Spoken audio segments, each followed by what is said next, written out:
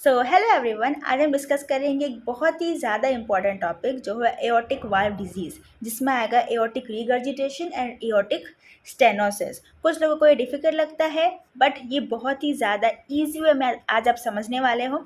और इस वीडियो के एंड में आपको इस जो मैंने नोट्स बनाई हैं वो आपको उसके स्क्रीनशॉट मिल जाएंगे eight the end of this video. तो अभी आपको नोट्स बनाने में ध्यान नहीं देना है, अभी आपको सिर्फ यहाँ पे वीडियो में समझना है कि मैं क्या समझा रही हूँ। ठीक है, नोट्स आपको at the end of the video readymade मिल जाएंगे, आपको फिर उसको देख के बस रिवाइज कर लेना है। You are done with this topic. तो क्या है हमारे पास एओर्टिक वाल्व डिजीज़। पहले तो यहाँ पे जो मैंने हार्ट का डायग्राम ड्रॉ किया है, इसमें एओर्टिक वाल्व किधर है? तो ये जो है, ये जो आपको दिख रहा है, ये है हमारा क्या, एओर्टिक वाल्व। ठीक है, अब एओर्टिक वाल्व में कुछ दिक्कतें आ जाती है, जिसके कारण क्या हो जाता है, एओर्टिक वाल्व डिजीज़ हो जाती है। तो सबसे पहले तो हम पढ़ते हैं कि एओर्टिक वाल्व की कितनी लीफलेट्स होती है भाई। तो इसकी 3 लीफलेट्स होती है, left, right and the posterior. 3 leaflets है, left, right and posterior leaflets. और जो लीफलेट्स होती है ना, ये कब ओपन होती है? जब सिस्टॉल होगा, जब कॉन्ट्रैक्शन होगा। जब कॉन्ट्रैक्शन होगा तो क्या होगा, ये ओपन हो जाएगी ताकि जो ब्लड है वो यहाँ से एओर्टा में जा सके, और यहाँ से एओर्टा में जाने के बाद बॉडी में जा सके। तो इट ओपन ड्यूरिंग सिस्टॉल। तो ये जब ओपन होंगे ना, इसके लीफलेट्स जब ऐसे लाइक स्प्रेड होके ये ओपन होगा ना एओर्टिक वाल्व, तो around 3 to 4 centimetre square open होता है। ये जो है, ये सब इसके लीफलेट्स है।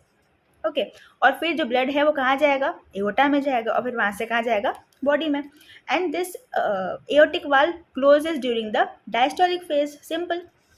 अब बात करते हैं इसकी डिजीज़ के बारे में, aortic stenosis and aortic regurgitation, और we can say aortic insufficiency. Aortic stenosis मतलब कि जो एओर्टिक वाल्व है वो तो ओपन ही नहीं हो पा रहा है, वो तो खुल ही नहीं पा रहा है। तो हम क्या बोलेंगे, एओर्टिक स्टेनोसिस मीन्स ये जो एओर्टिक वाल्व है, जो सिस्टोल के टाइम पे ओपन होना चाहिए था, वो ओपन नहीं हो पा रहा है। So it is not able to open completely or open well, तो do not open well. Aortic regurgitation मतलब कि जो एओर्टिक वाल्व है वो क्लोज नहीं हो पा रहा है ड्यूरिंग द डायस्टोलिक फेज। ठीक है, so aortic stenosis and aortic regurgitation, इनका सिंपल सा डेफिनेशन था कि क्या होता है। अब आते हैं इनकी डिटेल्स में, जो कि बहुत सिंपल है, कुछ डिफिकल्ट नहीं है, मैं पहले ही बोल दूँ। देखो, एओर्टिक स्टेनोसिस में क्या होता है, मैंने क्या समझा आपको, एओर्टिक स्टेनोसिस में क्या होता है, जो वाल्व है, एओर्टिक वाल्व है, वो ओपन नहीं हो पा रही अच्छे से। नॉर्मल एओर्टिक वाल्व ओपन होती है तो around 3 to 4 centimetre square open होती है, 3 to 4 सेंटीमीटर स्क्वायर नॉर्मल होता है। बट एओर्टिक स्टेनोसिस में वो सिर्फ और सिर्फ 1 सेंटीमीटर स्क्वायर या फिर less than 1 centimetre square open होगी। उसके कारण क्या होगा, ब्लड जो है वो अच्छे से एओर्टा में नहीं जा पाएगा, which will lead to aortic stenosis, जिसको हम, वो कंडीशन को हम क्या बोलते हैं, एओर्टिक स्टेनोसिस, जहाँ पे एओर्टिक वाल ओपन नहीं हो पाती अच्छे से। तो अब कौन कौन से रीजंस है भाई कि ये ओपन नहीं हो पा रही है? तो पहला रीज़न तो क्या है, increase in the stress over the time.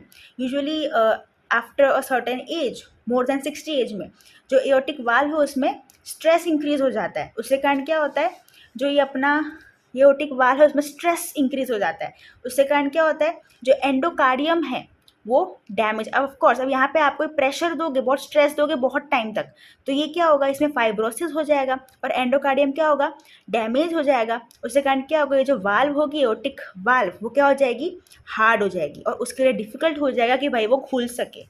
तो यहाँ पे एक पहली कंडीशन हमारी ये है कि एज बढ़ने से क्या होगा, स्ट्रेस बढ़ेगा, उसके कारण एंडोकार्डियम डैमेज होगा, उसके कारण वाल्व क्या होगी, हार्ड होगी, और उसके लिए डिफिकल्ट हो जाएगा ओपन होना।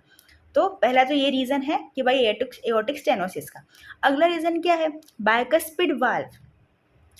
ठीक है, यहाँ पे हमने पहले पढ़ा कि जो ये अपना एओर्टिक वाल्व है इसके पास 3 लीफलेट्स होती है, बट कुछ कंडीशंस में अगर इसके पास 3 नहीं, इसके पास सिर्फ 2 ही है वाल्व्स, या फिर 2 ही है लाइक लीफलेट्स, तो क्या होगा, वो अच्छे से वर्क नहीं कर पाएगा अच्छे से, उसकी लाइक वो ओपन नहीं हो पाएगा अच्छी तरह से। तो बाइकस्पिड वाल्व भी एक रीज़न है कि एओर्टिक स्टेनोसिस की दिक्कत है पेशेंट को। ठीक है, तो बाइकस्पिड वाल्व। नेक्स्ट क्या है भाई, chronic rheumatic fever. Chronic rheumatic fever means बार बार rheumatic fever, chronic rheumatic fever हो रही है पेशेंट को, तो repeated infection of such rheumatic fever, repeated chronic rheumatic fever, repeated action of all this, what will happen, commissural fusion हो जाएगा। Means यहाँ पे जो हमारी वाल्व्स थी ये ओपन वाल्व है, तो क्या हो जाएगी, जो कॉम्यूशर्स है वो फ्यूज़ कर जाएंगे। जो वाल्व्स इनके लीफलेट्स जो इनके जो कॉम्यूशर्स है वो क्या कर जाएंगे, फ्यूज़ कर जाएंगे। सो क्या होगा, यहाँ पे जो कॉम्यूशल फीचर्स है, यहाँ पे जो अपना ये मान लो कि आपका एओर्टिक वाल्व है, ठीक है, इसके हमारे पास जो भी इसके लीफलेट्स है वो क्या होंगे, वो कहीं कहीं से लाइक फ्यूज़ कर जाएंगे। ठीक है, तो ये अच्छे से ओपन नहीं हो पाएगा, यहाँ से फ्यूज़ कर जाएंगे, कॉम्यूशल फ्यूजन। उसके कारण क्या होगा, वो अच्छे से ओपन नहीं कर पाएंगे। उसके कारण क्या होगा, जो इतनी सी जगह बची है ना, वहाँ से ब्लड टर्बुलेंस होगा, ब्लड वहाँ से बहुत फोर्सफुली निकलेगा, ब्लड टर्बुलेंस होगा, उसके कारण एक मरमर प्रोड्यूस होगा, उसके कारण एक मरमर प्रोड्यूस होगा, जो होता है क्रिसेंडो डी क्रिसेंडो मरमर बोलते हैं। मतलब ये क्या, इसका मतलब क्या है कि यहाँ पे क्या हुआ, because of repeated rheumatic fever, because of chronic rheumatic fever, क्या होगा, जो कम्यूचुरल फ्यूजन हो जाएगा, उसके कारण क्या होगा, वो अच्छे से ओपन नहीं हो पाएगा, थोड़ा सा ओपन होगा। अब वो थोड़ी सी जगह जो है वहाँ से ब्लड टर्बुलेंस होगा और अचानक से एक साथ में बहुत सारा लाइक फोर्सफुली ब्लड निकलेगा, उसके कारण एक मरमर प्रोड्यूस होगा। ठीक है, तो स्टार्टिंग में जो ब्लड है ना वो बहुत ही ज़्यादा अमाउंट में निकलेगा, ठीक है, और रैपिडली निकलेगा तो क्रिसेंडो, और फिर थोड़े अमाउंट में तो decrescendo. So crescendo decrescendo murmur in the chronic rheumatic fever in the aortic stenosis. ठीक है, सिंपल है, मैं आपको नोट्स एट द एंड देने वाली हूँ, so focus right now only on the understanding. ठीक है, अब इससे कुछ कॉम्प्लिकेशंस है। अब एओर्टिक स्टेनोसिस हो गया, वाल्व की दिक्कत तो है, बट इसके कारण रेस्ट ऑफ द हार्ट में भी कुछ दिक्कतें हो जाती, कुछ कॉम्प्लिकेशंस हो जाते हैं। कौन कौन से, पहला तो है कंसेंट्रिक लेफ्ट वेंट्रिकुलर हाइपरट्रोफी। अब यहाँ पे आपको ये वर्ड ध्यान रखना है, ये क्या लिखा है मैंने, कंसेंट्रिक। कंसेंट्रिक, अब इसके बाद वाले में इसेंट्रिक भी आएगा, पर यहाँ पे एओर्टिक स्टेनोसिस में याद रखना है कंसेंट्रिक लेफ्ट वेंट्रिकुलर हाइपरट्रोफी होता है। अब कंसेंट्रिक मतलब कि क्या, कि हाइपरट्रोफी मतलब कि जो वेंट्रिकल है, जो लेफ्ट वेंट्रिकल है, जो उसकी वॉल्स है ना, जो लेफ्ट वेंट्रिकल है, जो लेफ्ट वेंट्रिकल है, जो उसकी वॉल्स है ना, वो क्या हो जाएगी, ठीक हो जाएगी। बिकॉज यहाँ पे क्या होगा, प्रेशर क्रिएट होगा यहाँ पे बहुत। ठीक है, बिकॉज यहाँ पे क्या हो रही है, जो एओर्टिक वाल्व्स है वो भाई ओपन ही नहीं हो रही है, तो यहाँ पे बहुत प्रेशर क्रिएट हो जाएगा। तो इसके कारण क्या होगा, कंसेंट्रिक वेंट्रिकुलर हाइपरट्रोफी मीन्स जो वॉल होगी ये वेंट्रिकल्स की, लेफ्ट वेंट्रिकल की, वो क्या हो जाएगी, हाइपरट्रोफी हो जाएगा, थिक हो जाएगी वो। और क्या है, हार्ट फेलियर, क्योंकि हार्ट को बहुत ज़्यादा पंप करना पड़ेगा, उसके कारण एंजाइना, हार्ट फेलियर भी हो सकता है। अब क्योंकि हार्ट अच्छे से ब्लड सप्लाई नहीं कर पा रहा है, क्योंकि यहाँ पे जो हमारी एओर्टिक वाल्व है वो अच्छे से ओपन नहीं हो पा रही है, तो क्या होगा, जो ब्लड है वो बॉडी में अच्छे से नहीं जा पाएगा, ब्रेन में अच्छे से नहीं जा पाएगा, तो उसके कारण क्या होगा, सिनकोपी होगा। और क्या होगा, MAHA। यहाँ पे MAHA मतलब कि माइक्रो एंजियोपैथिक हीमोलाइटिक अनीमिया क्यों लिखा है मैंने, क्योंकि देखो यहाँ पे जो एओर्टिक स्टेनोसिस हो गया, एओर्टिक वाल्व जो है वो ओपन नहीं हो पा रही है, तो उसके कारण क्या होगा, जो ब्लड यहाँ से पास होगा ना, जो ब्लड यहाँ से पास होगा वो लाइक जो RBCs होंगे वो क्या होंगे, ब्रेक डाउन हो जाएंगे, क्योंकि उनको बहुत पतली जगह से जाना पड़ रहा है। तो बहुत रश वे में, बहुत रैपिड वे में और बहुत पतली जगह से जाने से क्या होगा, जो रेड ब्लड सेल्स है वो ब्रेक कर जाएंगे, जिसे हम बोलेंगे शीस्टोसाइट्स। बिकॉज यहाँ पे क्या हो रहा है, एओर्टिक स्टेनोसिस हो गया, एओर्टिक वाल अच्छे से ओपन नहीं हो पा रहा है, तो बहुत पतली जगह से और रैपिडली जाने से जो भी RBCs होंगे वो ब्रेक डाउन कर जाएंगे, जिसे हम क्या बोलेंगे, सिस्टोसाइट्स। और ये जो ब्रोकन डाउन RBCs है वो कहाँ जाएंगे फिर, हीमोग्लोबिन यूरिया होगा, ठीक है उनका, तो मीन्स यूरिन में भी दिखाई देंगे, तो RBCs है वो means broken RBC schistocytes. So वही है हमारे micro angiopathic haemolytic anaemia, MAHA, which is cause because of the aortic stenosis. So ये सारे क्या है, इसके कॉम्प्लिकेशंस है एओर्टिक स्टेनोसिस के। ठीक है, कॉजेज क्या क्या हमने डिस्कस किया, स्ट्रेस इंक्रीज होने की वजह से, because of the age, bicuspid valve and the chronic rheumatic fever which will lead to murmur known as the crescendo decrescendo murmur। complications हमने डिस्कस कर लिया। अब हम डिस्कस करते हैं एओर्टिक रिगर्जिटेशन की।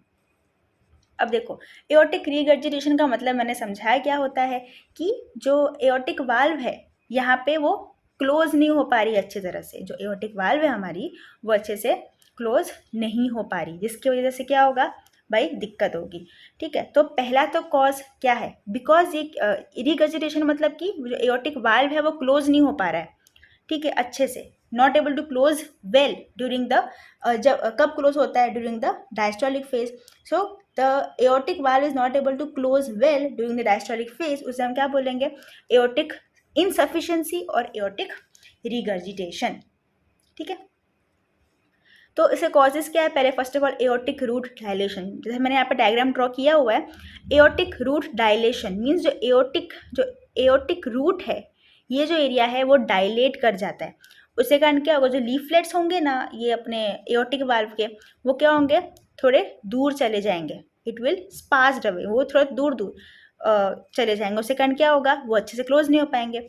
जैसे कि यहाँ पे हमारा था, ये एओर्टिक वाल्व है, ठीक है, इसके 3 लीफलेट्स है. ठीक है, अगर ये जो इनका रूट है यहाँ पे ये डायलेट कर जाएगा तो इनके लीफलेट्स क्या होंगे, दूर चले जाएंगे, तो ये they won't be able to close well. So क्या होगा, aortic regurgitation. Idiopathic means unknown cause. और क्या हो सकता है, एओर्टिक डिसेक्शन, एन्यूरिज्म, सिफिलिस, ये सारे भी रीजन हो सकते हैं ऑफ द एओर्टिक इनसफिशिएंसी. और क्या, valve damage as seen in the infective endocarditis and the chronic rheumatic fever. मतलब कि इन्फेक्टिव एंडोकार्डियाटिस मतलब कि यहाँ पे जो इनर साइड है, inner side of this particular valves, वहाँ पे इन्फेक्शन हो जाता है, बैक्टीरियल इन्फेक्शन हो जाता है विच लीड टू इन्फेक्टिव एंडोकार्डियाटिस. तो वहाँ पे क्या होगा, वाल डैमेज होगा. वहाँ पे क्या होगा, because of this infection of the bacteria they will lead to fibrosis, और फर्दर मर्मर प्रोड्यूस होता है which is called as the early decrescendo diastolic murmur. This was about the aortic regurgitation का cause. अब इसके कारण complications क्या होंगे, अब ये बहुत इंटरेस्टिंग है. देखो कॉम्प्लिकेशंस क्या होंगे, systolic blood pressure increase, diastolic blood pressure decrease. ये 2 लाइन में तो लिख दिया, पर इसका मतलब क्या है, देखो बिकॉज एओर्टिक वाल्व जो है वो क्लोज नहीं हो पा रहा है, इट इज़ कंटिन्यूसली ओपन. क्योंकि एओर्टिक वाल्व जो है वो क्लोज नहीं हो पा रहा है, इट इज़ कंटिन्यूसली ओपन. तो क्या होगा, जो सिस्टोलिक ब्लड प्रेशर है, जो हार्ट का कॉन्ट्रैक्शन है, भाई हार्ट को तो कॉन्ट्रैक्ट करने का है ना, क्योंकि कंटिन्यूसली क्या है, कंटिन्यूसली ये क्या ये जो एओर्टिक वाल्व है वो ओपन है, तो जो हार्ट है वो पंप कर रहा है ब्लड, पर it is again coming back, जो ब्लड है वो वापस आ जा रही है. अब क्योंकि जो ब्लड है वो वापस आ जा रही है, उसके कारण क्या होगा, हार्ट को और पंप करना पड़ेगा, तो सिस्टोलिक ब्लड प्रेशर क्या होगा, यहाँ पे इंक्रीज हो जाएगा. और क्योंकि ब्लड जो है वो एओर्टा में जा नहीं पा रहा है, तो डायस्टोलिक ब्लड प्रेशर क्या हो जाएगा, कम हो जाएगा. ठीक है, तो systolic blood pressure increases and diastolic blood pressure decreases. And so as we know what is pulse pressure, systolic blood pressure minus diastolic blood pressure. तो यहाँ पे क्या होगा, जो मेरा पल्स प्रेशर होगा वो क्या हो जाएगा, इंक्रीज हो जाएगा. उससे कारण हमने जैसे प्रीवियस वीडियोज में पढ़ा कि पल्स बहुत टाइप के होता है, मीन्स एबनॉर्मलिटी ऑफ पल्स जो होती है वो वीक पल्स हो सकती है, बाउंडिंग पल्स मीन्स पल्स जो है वो ज़्यादा आ रही है, high pulse rate, and bounding pulse.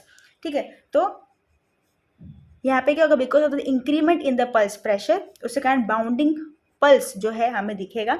Water hammer sign दिखेगा, वाटर हैमर साइन भी हमने प्रीवियस वीडियोस में पढ़ लिया.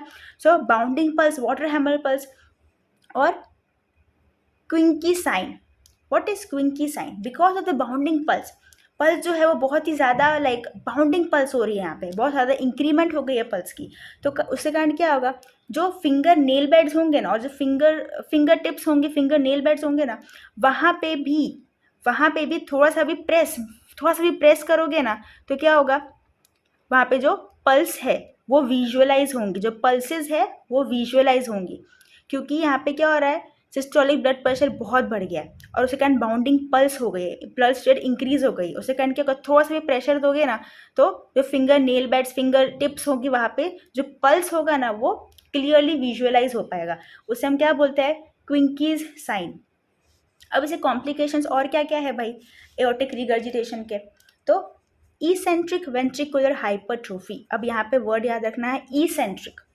इसेंट्रिक का मतलब क्या है कि जो वेंट्रिकल की जो वेंट्रिकुलर चैम्बर है ना, उसकी साइज क्या होगी, इंक्रीज हो जाएगी. तो यहाँ पे कंफ्यूज नहीं होना है. एओर्टिक स्टेनोसिस में क्या था, कंसेंट्रिक लेफ्ट वेंट्रिकुलर हाइपरट्रोफी था, और हमारे एओर्टिक रिगर्जिटेशन में क्या है, eccentric ventricular hypertrophy. Okay, so this was all about the aortic valve disease. Okay, अब इसका मैं आपको नोट्स प्रोवाइड कर दूंगी eight the end of this video. ऐसे कि आ चुके हैं हम eight the and.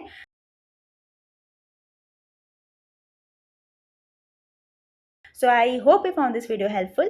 Thank you so much.